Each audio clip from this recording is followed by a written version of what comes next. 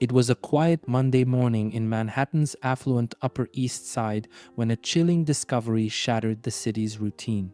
UnitedHealthcare CEO Brian Thompson was found dead in his sprawling penthouse apartment, a place synonymous with luxury and power. The crime scene was meticulous, almost unnervingly so. Thompson lay on the marble floor of his study, surrounded by towering bookshelves and glass windows framing the Manhattan skyline. A single gunshot wound pierced his chest, an execution-style killing that spoke of cold precision. The details of the scene were eerie. No signs of forced entry, no obvious struggle. The bullet wound was precise, its trajectory suggesting a trained hand. A glass of untouched whiskey sat on his desk, next to a folder marked "Confidential." It was as if someone had interrupted his final moments with clinical efficiency. By midday, law enforcement had zeroed in on a suspect, Luigi Mangione. An ordinary man by most accounts, Mangione was a tech consultant with no prior criminal record, yet his connection to UnitedHealthcare wasn't just tangential, it was personal. Mangione had been embroiled in a bitter dispute with the company over denied claims for his late mother's cancer treatment, claims he believed could have saved her life. To investigators, it seemed plausible that Mangione's grief had morphed into anger and ultimately into murder. As the news broke, it sent shockwaves through the media and the public. The CEO of one of America's largest healthcare corporations had been assassinated in his home, an act that seemed almost cinematic in its execution. But what elevated the crime beyond a tragic murder was the identity of the alleged perpetrator. Mangione's arrest just hours later was swift, but it sparked more questions than answers. Could a seemingly ordinary man be capable of such a cold-blooded act? Or was there something more sinister lurking beneath the surface? What no one realized in those first chaotic hours was that this case would spiral far beyond a simple whodunit.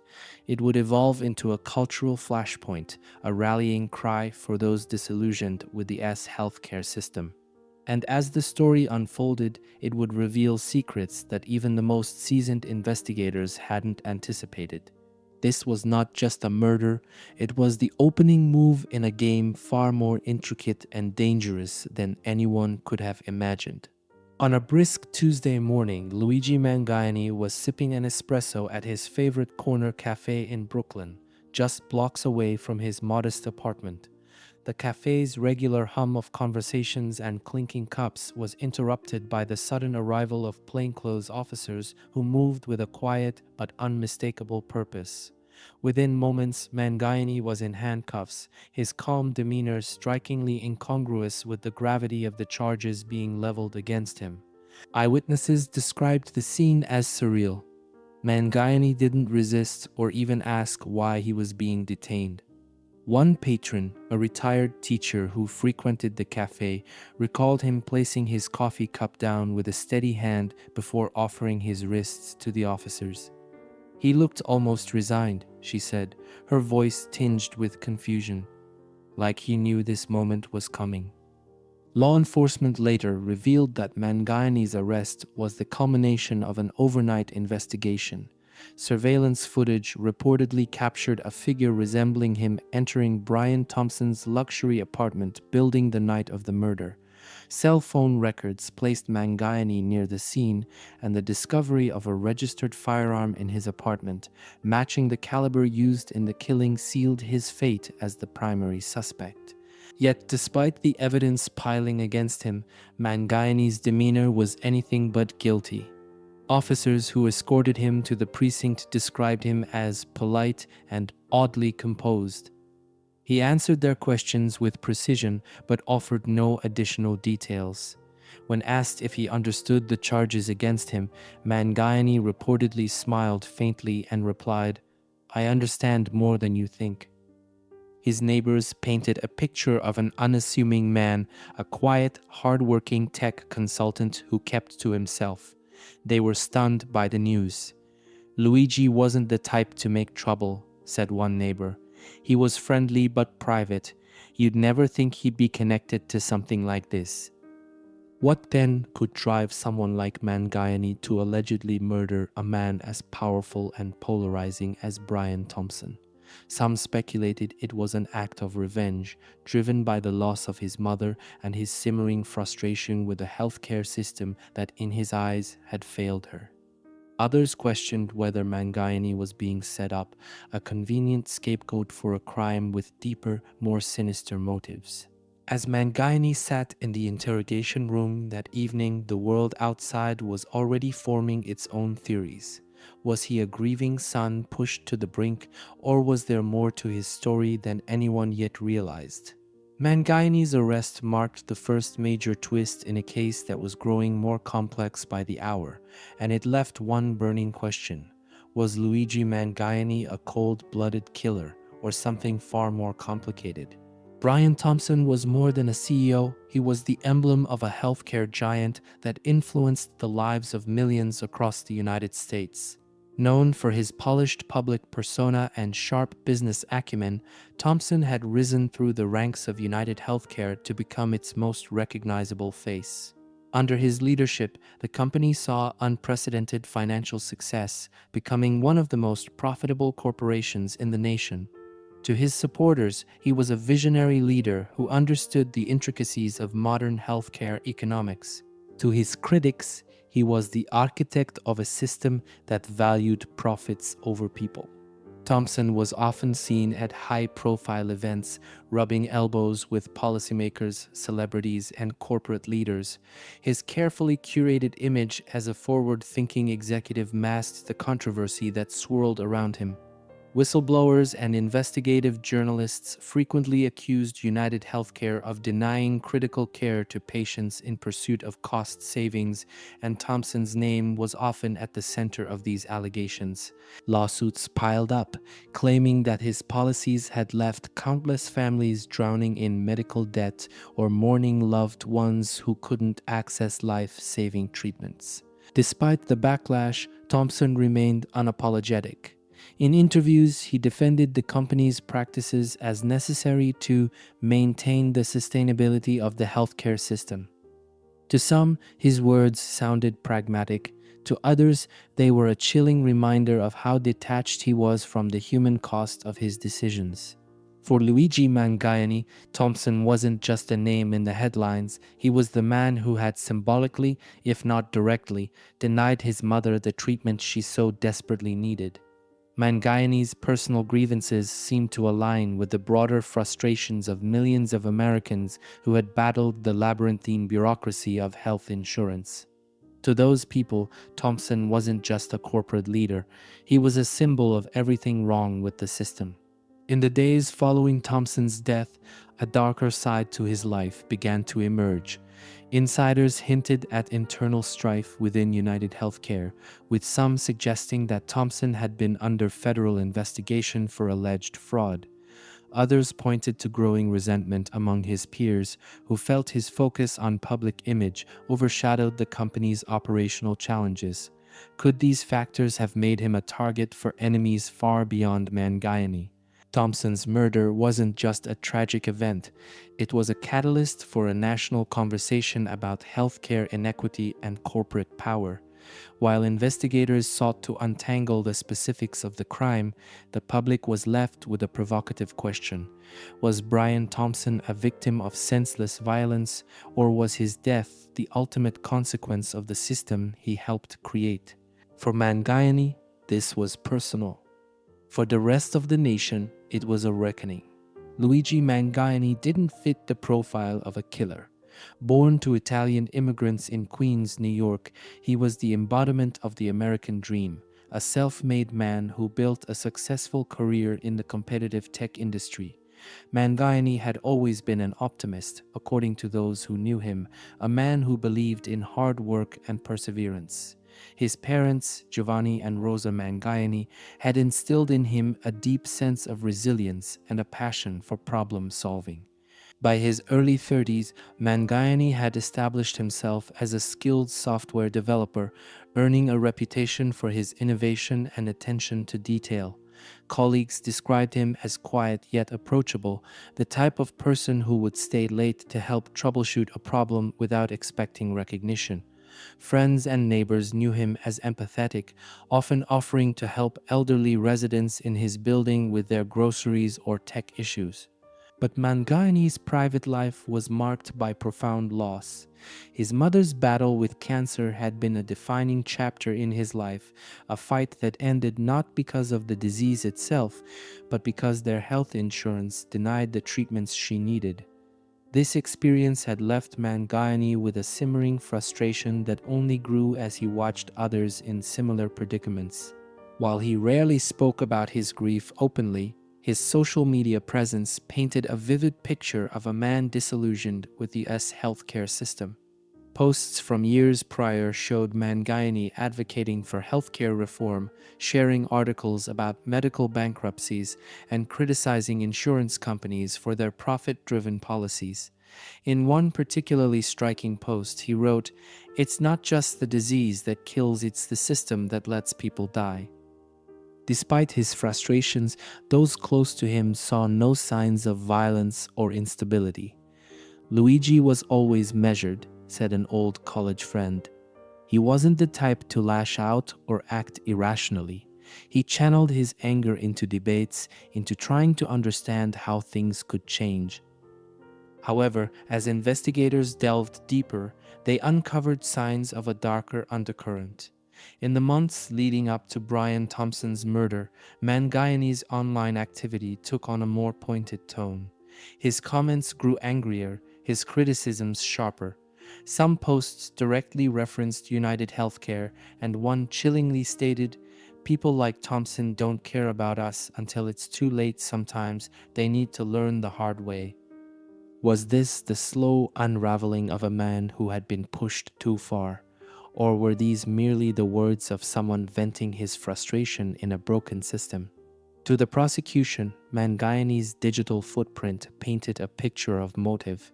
To others, it was the cry of a man burdened by grief and systemic injustice. The dichotomy of Mangione's character, a compassionate, self-made man grappling with loss and fury, would become one of the central enigmas of the case. Was he a victim of circumstance, or had the man who once worked tirelessly to solve problems chosen a horrifying way to solve his own? As news of Luigi Mangione's arrest spread, so too did the details of his mother's tragic death, details that ignited a firestorm of outrage online. Maria Mangione had been diagnosed with late-stage ovarian cancer, a devastating blow for the Mangione family. Luigi, her only son, became her fiercest advocate, navigating the labyrinth of treatments and insurance approvals in a desperate bid to save her life. Yet, every step of the way, they encountered a system seemingly designed to frustrate rather than support. Maria's doctors recommended an experimental immunotherapy treatment, one that showed promising results for patients in her condition. Luigi fought tirelessly to get the procedure approved, pouring his savings into legal consultations and appeals. But UnitedHealthcare repeatedly denied the claims, citing the treatment as experimental and not covered under their policy. Luigi appealed again and again, only to receive the same cold denial each time. By the time he could gather the funds to pay out of pocket, it was too late. Maria passed away in a hospice bed, her son by her side, consumed by guilt and rage. Friends recalled that the days following her death were a turning point for Luigi. "He became quieter, more withdrawn," said a former colleague. But when he did talk, it was always about how broken the healthcare system was. He blamed them for everything. When the details of Maria's story hit the media, the response was immediate and visceral. Hashtags like #MarriotSurvivor and #FixTheSystem began trending within hours. Social media became a battleground for debates about the ethics of for-profit healthcare. On one side were those who viewed Luigi as a grieving son pushed to the brink by a system that had failed him and countless others. On the other were those who argued that no amount of systemic failure justified murder. Advocates for healthcare reform seized on the case, using it as a rallying cry for change. Politicians and activists took to social media to call out the injustices of denied claims and soaring medical costs. Luigi Mangiane's story is not unique, tweeted one healthcare reform advocate. It's the story of millions of Americans who've been crushed by a system that prioritizes profits over people. When will enough be enough? But while the public wrestled with the broader implications of Luigi's case, investigators remained focused on one question. Did this systemic failure directly lead to Brian Thompson's murder?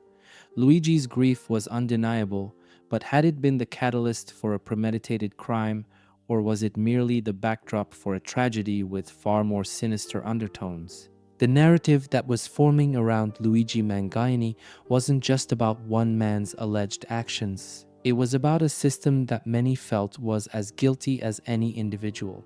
As the lines between victim and perpetrator blurred, the nation was left grappling with an uncomfortable truth. Sometimes the stories that seem black and white are anything but. The media wasted no time turning the Luigi Mangione case into a national spectacle. Headlines splashed across every major outlet painted starkly contrasting portraits of the accused. Some portrayed Mangione as a cold-blooded murderer who meticulously plotted the assassination of Brian Thompson, framing the act as the ultimate form of vengeance. Others leaned into a more sympathetic angle, presenting him as a grieving son pushed to his breaking point by an unrelenting and merciless healthcare system. Cable news debates grew heated as commentators dissected every detail of the case. Was Mangione a monster or a martyr? Panelists on one channel condemned his actions as inexcusable, citing the need for justice to prevail, while another aired heartfelt interviews with families who had endured similar denials of care, casting Mangione as a symbolic figure of resistance. Meanwhile, social media erupted in a storm of hashtags. #Justice for Luigi trended alongside #HealthcareRevolt, sparking passionate online debates about the ethical implications of the US healthcare system. Activists and healthcare reform advocates seized the moment, while others condemned the glorification of Mangione, reminding the public that a man's life had been taken. Amid the media frenzy, one thing became clear. The trial of Luigi Mangione wasn't just about a single murder, it was a referendum on a broken system. But as the story grew larger than life, the facts of the case risked becoming overshadowed by the spectacle. While mainstream media churned out stories about Mangione's case, the internet was crafting a narrative of its own. On forums, blogs, and social media platforms, Luigi Mangione was being elevated to an almost mythical status. Memes and fan art depicted him as a modern-day Robin Hood, wielding his keyboard and Glock against corporate greed. Others cast him as a tragic anti-hero, a victim of a system that had robbed him of everything. A particularly viral image superimposed Mangione's face onto a Revolutionary-era painting captioned with the phrase, "One man's villain is another man's freedom fighter." The online myth-making didn't stop there. Threads on Reddit delved into Mangione's personal history, analyzing his social media posts for clues about his state of mind. Some even speculated that Mangione hadn't acted alone, proposing elaborate theories of corporate sabotage or internal vendettas within UnitedHealthcare. But this growing wave of adoration had its critics. Skeptics argued that glorifying Mangione only distracted from the reality of the crime. "A man is dead, and we're making memes about it," tweeted one journalist. "Let's not lose sight of what really happened here." Even more concerning was how the myth-making muddied public perception of the case. As Mangione was transformed into a symbol of systemic injustice, critical questions about his actual involvement in the murder became harder to discern. Was this man truly the mastermind behind a cold-blooded crime, or was he being reframed as a larger-than-life figure to serve a narrative? Inside the courtroom, Mangione's defense team worked tirelessly to chip away at the prosecution's case. Their strategy was simple but bold: argue that Mangione had been framed. From the start, his attorneys emphasized the glaring inconsistencies in the evidence. First, they attacked the timeline. The prosecution claimed Mangione had entered Brian Thompson's building on the night of the murder, but the surveillance footage was grainy, with no definitive identification. The defense also highlighted gaps in the footage that made it impossible to track the suspect's movements entirely. If they can't prove Luigi Mangione was even in that apartment, how can they claim he pulled the trigger? The lead defense attorney questioned. Next, they targeted the firearm. While ballistics linked Mangione's Glock to the bullet that killed Thompson, no fingerprints or DNA evidence tied him to its use on the night of the crime. The defense argued that the weapon could have been stolen or tampered with. They suggested that whoever killed Thompson might have deliberately planted the gun back in Mangione's apartment to frame him. Then there was the matter of motive. Yes, Mangione's emails were angry and pointed, but the defense contended that they were born from grief, not a murderous intent. "Show me where my client threatens violence," his lawyer demanded in court. "This is a man crying out for change, not plotting murder." The defense also floated an alternative theory. What if someone within UnitedHealthcare had orchestrated the killing? Thompson, they suggested, had made plenty of enemies during his tenure, not just among angry policyholders, but also within the corporate world. Whistleblowers had hinted at ongoing investigations into UnitedHealthcare's practices. Could Mangione have been the perfect scapegoat in a more sinister cover-up?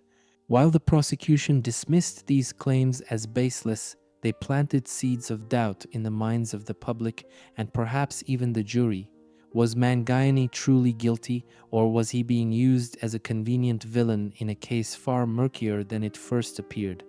As the defense mounted its case, it became clear that this trial was far from over and that the truth might be far more elusive than anyone anticipated. As the trial progressed, the prosecution unveiled what they believed to be the most damning piece of evidence yet: digital traces recovered from Luigi Mangione's laptop. Investigators revealed that in the weeks leading up to Brian Thompson's murder, Mangione's search history included Thompson's home address, floor plans of his apartment building, and details about his daily routine. Among the searches was a chilling query: how to bypass apartment security without a key. To the prosecution, this was a clear sign of premeditation. They argued that Mangione had meticulously planned the murder, studying Thompson's movements and preparing for every possible obstacle. This wasn't a crime of passion, the prosecution declared. This was a calculated assassination. But the defense immediately challenged the integrity of this evidence. They argued that the digital trail was too convenient, almost as if it had been planted to point directly to Mangione. "My client is a tech expert," the defense countered. "If he were truly planning something like this, don't you think he'd know how to cover his tracks? These searches reek of fabrication." The courtroom braced for a high-stakes battle over the validity of the digital evidence. The defense demanded a forensic audit, claiming that Mangione's laptop could have been remotely accessed or tampered with. They pointed out that during the time the searches were allegedly made, Mangione was known to leave his laptop unattended at his co-working space, an environment rife with potential vulnerabilities. Forensic experts for both sides took the stand, each presenting conflicting analyses. Prosecution witnesses insisted the data was authentic, while defense experts highlighted anomalies suggesting possible interference. The jury, caught in the middle of the technical jargon, struggled to discern whether this was a smoking gun or an elaborate frame job. Outside the courtroom, the revelation fueled public speculation. Had Mangione been careless enough to leave such an incriminating trail? Or was he being targeted by someone with the skills and motive to destroy him? The digital evidence raised as many questions as it answered, casting a shadow of uncertainty over the entire case. Just as the courtroom was reeling from the digital evidence debate, a new twist shook the trial to its core. A local news station received an anonymous letter, its contents so explosive that it was immediately turned over to law enforcement. The letter's author claimed Mangione was innocent, alleging that Brian Thompson's murder was part of a much larger conspiracy within UnitedHealthcare. According to the letter, Thompson had been preparing to expose corruption at the highest levels of the company, fraudulent practices that had allowed UnitedHealthcare to deny coverage and rake in billions in profits. The letter named no specific individuals but hinted at a shadowy figure within the company who had the most to lose if Thompson went public. It suggested that Thompson's murder was orchestrated to silence him, and that Mangione, with his well-documented grievances, had been the perfect scapegoat. The news station refused to reveal its source, citing journalistic confidentiality, but the letter quickly became the talk of the trial. Some dismissed it as a desperate attempt by Mangione's supporters to divert attention from his alleged guilt. Others, however, couldn't ignore the eerie plausibility of its claims. The defense seized on the letter, using it to bolster their theory that Mangione was being framed. "If this letter is to be believed," Mangione's attorney argued, "then my client is not a murderer, he is the victim of a calculated conspiracy designed to shield the powerful from accountability." The prosecution dismissed the letter as hearsay, urging the jury to focus on the tangible evidence. "Anonymous claims cannot outweigh the facts," they stated firmly. But the letter had already sown seeds of doubt, not just in the courtroom, but among the public. Social media erupted with theories, with some users combing through whistleblower reports and corporate documents in search of corroboration. Was this letter the ramblings of a conspiracy theorist, or was it a genuine clue in an increasingly murky case? As the trial pressed on, one thing was certain: the truth was proving to be more elusive than anyone had anticipated. And for Luigi Mangione, this unexpected twist could either be his salvation or another layer in the web of intrigue surrounding the murder of Brian Thompson. As the trial commenced, the courthouse steps became a battleground. Protesters from across the country gathered in droves, brandishing signs with slogans like "Healthcare kills more than disease" and "Justice for Luigi." Mangione's face, immortalized in bold, defiant posters, became a rallying symbol for those enraged by the inequities of the US healthcare system. Chants of "Mangione, Mangione" echoed through the streets, blending with demands for sweeping healthcare reform. For many, this trial was no longer just about Luigi Mangione or Brian Thompson. It had become a referendum on systemic failures that had plagued the nation for decades. Advocates argued that Mangione's actions, whether guilty or innocent, were the result of a system that pushed people to desperation. Counter-protesters, though fewer in number, carried signs condemning violence and demanding accountability for Thompson's death. Inside the courtroom, the public fervor became a point of contention.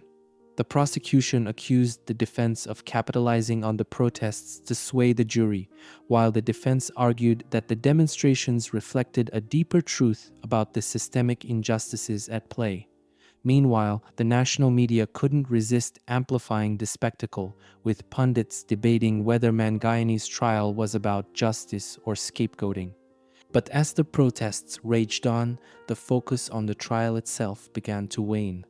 The courtroom drama was increasingly overshadowed by the cultural conversation surrounding healthcare reform, leaving some to wonder: was Mangione's fate being determined in the courtroom or by the court of public opinion?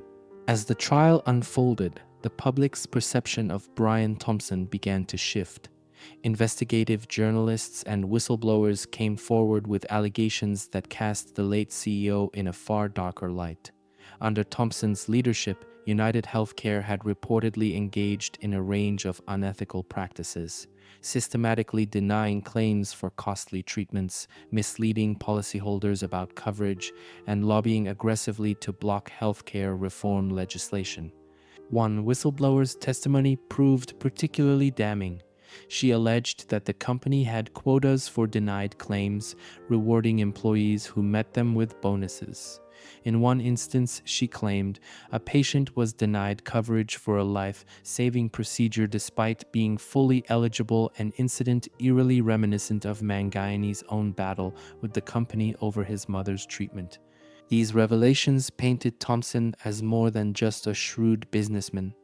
To his critics, he was a symbol of corporate greed, a man who had profited off the suffering of others.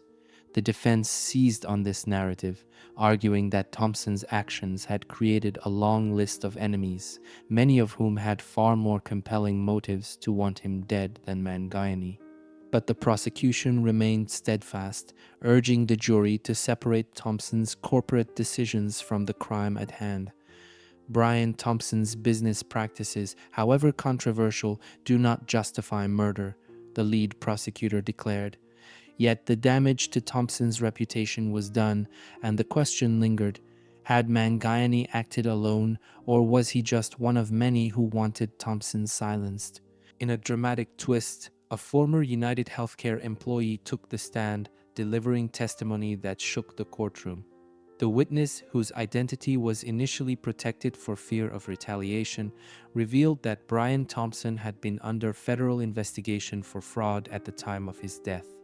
The probe allegedly centered on accusations that UnitedHealthcare had funneled millions of dollars into lobbying efforts to undermine legislative reforms while falsifying internal reports to inflate profits. The witness recounted overhearing conversations in which Thompson expressed concerns about the investigation and hinted that loyalty within the company was starting to waver. He seemed paranoid, the witness testified. He said something like, "If this leaks, I'm finished." The defense pounced on this revelation, suggesting that Thompson's murder could have been an inside job.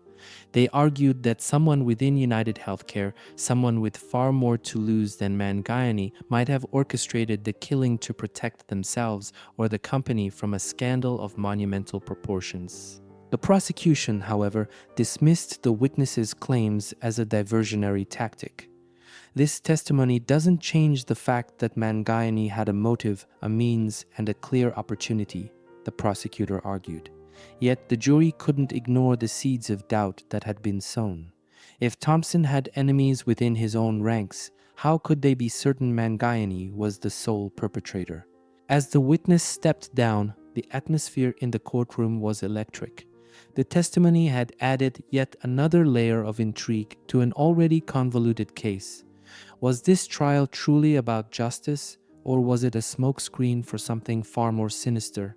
For every answer that emerged, new questions arose, and the truth seemed further out of reach than ever before.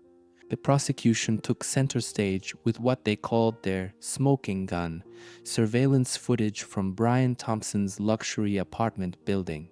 The grainy video showed a figure entering through the side entrance at approximately 10:30 on the night of the murder, just hours before Thompson was found dead. The man in the footage wore a dark hoodie, his face partially obscured by the shadow of his cap, but the prosecution insisted it was Luigi Mangione. "This is Mangione," the prosecutor declared, pausing the footage at a moment they claimed highlighted the suspect's profile. "This is him entering the building with the intent to kill Brian Thompson." The defense, however, wasn't about to let this evidence go unchallenged. They argued that the footage was too blurry and indistinct to definitively identify Mangione. "This could be anyone," the lead defense attorney countered, highlighting the poor quality of the video and pointing out that the figure's height and build were too generic to draw any concrete conclusions. To complicate matters further, the defense presented a timeline showing that Mangione had been seen by a neighbor around 10 o'clock, several blocks away from Thompson's building. "How could my client have been in two places at once?" the attorney asked, raising doubts about the reliability of the footage. Tensions in the courtroom hit a boiling point. The jury leaned forward in their seats, trying to decipher the footage for themselves, while the public outside debated whether this was the breakthrough the prosecution needed or another piece of inconclusive evidence. The trial had reached a critical juncture, and the stakes had never been higher. As the trial shifted toward the defense, their team introduced an unexpected but powerful argument: the psychological toll Mangione had endured in the aftermath of his mother's death. A clinical psychologist took the stand to shed light on the devastating impact of systemic failures on Mangione's mental state. The psychologist detailed how the prolonged battle with UnitedHealthcare, coupled with the loss of his mother, had left Mangione in a state of chronic grief, frustration, and helplessness. Mr. Mangione's case is not unique, the expert testified. When individuals are forced to fight for basic care for their loved ones, the emotional strain can manifest in extreme ways. It's a form of prolonged trauma. The defense used this testimony to argue that Mangione's emails and online activity weren't evidence of a premeditated killer, but the cries of a man pushed to his emotional and psychological limits. He was a man broken by the system, not a murderer, the attorney declared. But the prosecution struck back hard, suggesting that Mangione's mental state wasn't a justification, it was a motive. Frustration and grief don't excuse taking another person's life, the prosecutor retorted. If anything, this shows that Mr. Mangione had every reason to target Brian Thompson. The psychologist's testimony left the jury with a difficult question. Was Mangione's mental state evidence of a man driven to murder, or a tragic product of an uncaring system that had pushed him too far? It was a nuanced and polarizing argument, one that deepened the complexity of an already convoluted case. As the trial drew to a close, the weight of the case pressed down on the jury.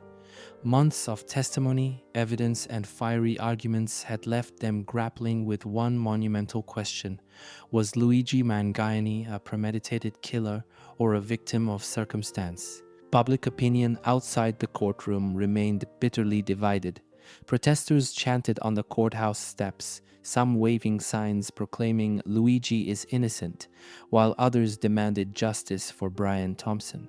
The case had become a flashpoint for broader issues: systemic healthcare failures, corporate greed, and the human cost of bureaucracy, but inside the courtroom, the jury's focus remained on the facts. The defense's closing argument was passionate and empathetic, painting Mangione as a man whose life had been destroyed by the very system Thompson represented. "This isn't a murder trial," the attorney said. "This is the story of a man who was left to fight alone against an uncaring machine, and now that machine is trying to make him its scapegoat." The prosecution's rebuttal was cold and methodical, urging the jury to look past the broader narrative and focus on the evidence. Luigi Mangione had a motive, a weapon, and the opportunity. Grief doesn't absolve guilt. As the jury retired to deliberate, the tension in the courtroom was palpable. Both sides waited with bated breath, knowing that the outcome of this trial would resonate far beyond the case itself. For Luigi Mangione, it was a matter of life or death. For the nation, it was a reflection of a society grappling with its deepest flaws. Would the jury see Mangione as a victim of a broken system, or as the cold-blooded murderer the prosecution claimed him to be? As the hours stretched into days, one thing became clear: this was no ordinary trial, and its verdict would be anything but simple. The courtroom was silent as the jury returned, their faces betraying no emotion. The 4% stood, cleared their throat, and read the words that would forever alter Luigi Mangione's life. "We find the defendant guilty of the murder of Brian Thompson." For a moment, there was nothing but stunned silence. Then the room erupted. On one side, cheers broke out from those who believed justice had been served. On the other, cries of disbelief and anger echoed from Mangione's supporters, some openly weeping as the reality of the verdict sank in. Through it all, Mangione remained stoic. His face betrayed no emotion as the weight of the decision settled on him. For the defense, it was a devastating blow. For the prosecution, a hard-won victory. But outside the courthouse, the verdict was far from the final word. The verdict did little to quell the firestorm surrounding the case. Protests surged in size, with demonstrators calling Mangione a martyr of a broken system. Signs reading "Justice for Luigi" and "Brian Thompson's blood isn't on Luigi's hands" filled the streets, while hashtags like #HealthcareRevolt and #FreeLuigi trended worldwide. Social media reignited debates about healthcare reform, with Mangione's conviction becoming a rallying cry for advocates demanding systemic change.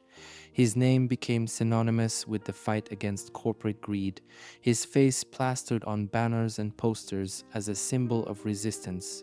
Meanwhile, legal analysts dissected the trial, questioning whether the evidence had been enough to convict Mangione beyond a reasonable doubt. The anonymous letter implicating UnitedHealthcare insiders resurfaced in discussions, with some arguing that it had been dismissed too quickly by the court.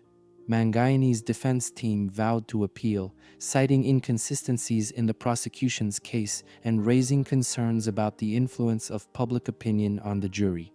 For UnitedHealthcare, the trial was a public relations nightmare. Whistleblower claims and the exposure of its practices during the trial sparked renewed investigations, forcing the company into damage control mode. But for many, this wasn't enough.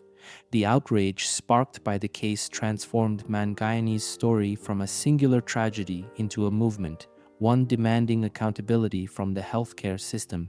As the dust began to settle, lingering questions refused to fade. Was Luigi Mangione truly guilty, or had he been a convenient scapegoat for a far-reaching conspiracy within UnitedHealthcare? The anonymous letter, the whistleblower testimony, and the shadow of corruption surrounding Thompson's death left more doubt than certainty in their wake. Even Mangione's supporters were divided. Was he a man driven to the brink, forced into an unthinkable act by systemic failures? Or was he an innocent victim, framed to protect secrets that would never see the light of day? Beyond the courtroom, Mangione's case continued to spark a national reckoning. His story exposed the cracks in the healthcare system, rallying advocates to push for reforms that could no longer be ignored. But whether his conviction would lead to real change remained uncertain.